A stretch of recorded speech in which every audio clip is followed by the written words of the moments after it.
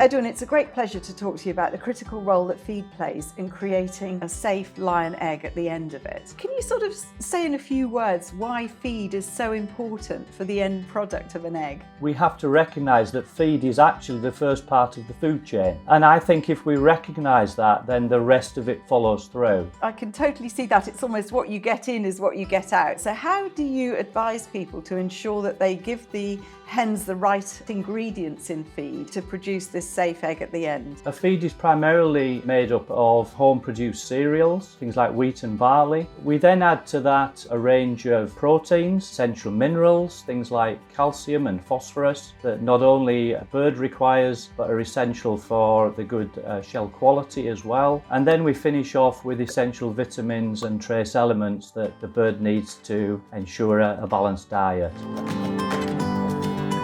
Now, to ensure feed safety, the Lion Code of Practice requires that all those items are bought from assured suppliers. One of the things I'm interested to know is in relation to other countries and how they've fallen foul of standards in relation to chemical contamination or salmonella. What differentiates the Lion standard from other places? The Lion Code of Practice requires that businesses have a HACCP-based risk assessment in place. And this HACCP-based risk assessment considers chemical hazards, physical hazards and microbiological hazards as well. It's important that this HACCP-based risk assessment is not only carried out but then is implemented throughout the process.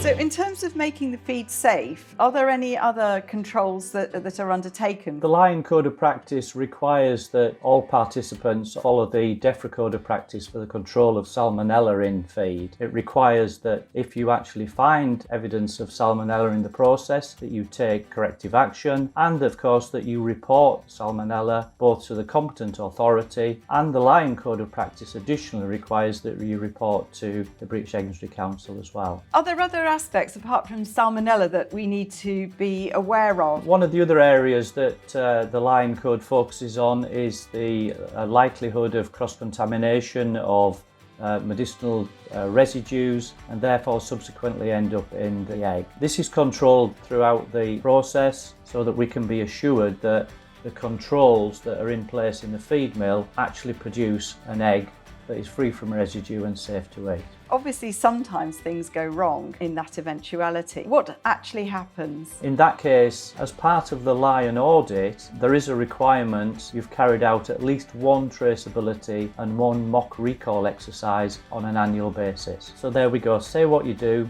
what you say, and prove it. So it's been a pleasure to talk to you, Edwin. Thank you so much for sharing with us all your insights into the importance of feed in the Lion Code. So you've really given us so much assurance that the processes that are involved in feed contribute very, very much towards the safe egg for the consumer.